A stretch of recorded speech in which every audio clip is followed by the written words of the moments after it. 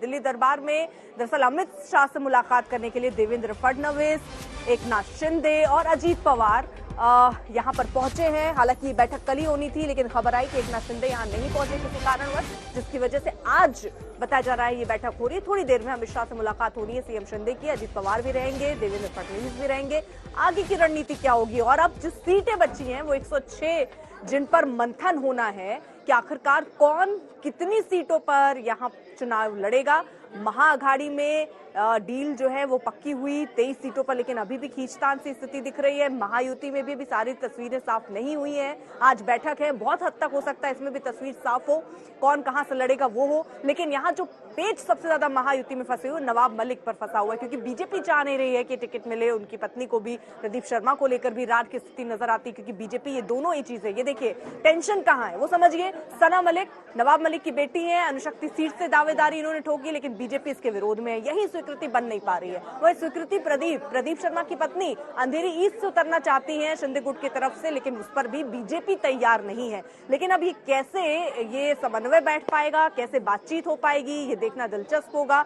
सीटों की टेंशन जरूर चल रही है। ऐसे में तीन दल है एक गठबंधन में, आप समझिए, तो सबको संतुष्ट कर पाना, सबको समान सीटें दे पाना या उनकी उम्मीदों पर खरे उतर पाना, ये बड़ी चैलेंज नजर आता है। इसीलिए हर जगह, चाहे आप महायुति में देखिए या महाविकास अघाड़ी में देखिए, बैठकों का दौर लगातार चल रहा है। आज महायुति की ये बैठक है, दिल्ली में दरबार लग रहा है, यानी अमित शाह से मुलाकात होनी है। देवेंद्र फडणवीस भी होंगे, अजीत पवार भी होंगे और एकनाथ शिंदे भी होंगे। और एक बार फिर से चर्चा होगी उन सीटों पर, उन फंसी सीटों पर जिनमें कोई समाधान निकालने की कोशिश ये आपसी बातचीत के जरिए करने की होगी। और इस बीच आपको अपडेट ये भी दे दें कि फडणवीस अमित शाह के आवास पर पहुंचे हैं। हमारे साथ हमारे सहयोगी हिमांशु इस वक्त जुड़े हुए हैं और अपडेट के साथ। हिमांशु, कितनी देर में शुरू होगी बैठक?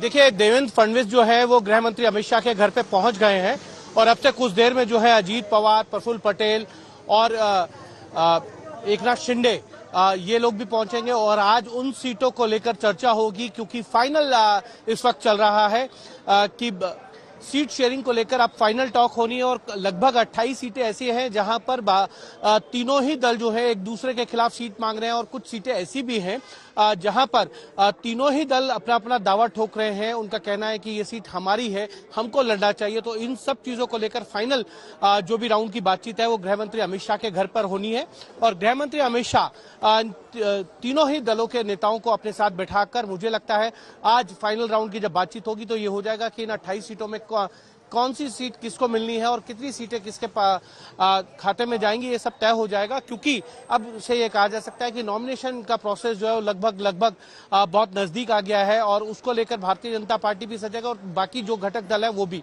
लेकिन इतना जरूर है कि भारतीय जनता पार्टी की कोशिश है कि एक स्मूथ प्रोसेस हो, किसी भी तरीके से जो है तीनों दलों के अंदर कोई टकराव नजर ना आए और इसीलिए कल वहां पर जो है प्रदेश स्तर पर बातचीत हुई और उसके बाद आज यहां पर गृह मंत्री अमित शाह के घर पर बातचीत हो रही है। इससे पहले पिछले हफ्ते भी जो है गृह मंत्री अमित शाह ने तीनों ही दलों के नेताओं के साथ बातचीत की थी और कहा था कि सीट शेयरिंग का जो फॉर्मूला है उसको अपनाया जाए और ये देखा जाए कि विनेबिलिटी कहां पर है, कौन जीत सकता है, उसी दल को जो है अपने उम्मीदवार उतारना चाहिए और उस दल को ही सीट मिलनी चाहिए। तो तमाम इन सब चीजों के कयासों के बीच ये देखना है कि आज गृह मंत्री अमित शाह के घर पर जब ये मंथन होगा तो किस दल को कौन सी सीट मिलेगी। जी हिमांशु, शुक्रिया आपका इस तमाम जानकारी के लिए। दिल्ली में ये बैठक चल रही है, 28 सीटों को लेकर चिंतन मंथन है। अब कौन सी पार्टी इसमें सबसे ज्यादा सीट हासिल करती है देखने वाली बात होगी, लेकिन दावेदारी तो जरूर है।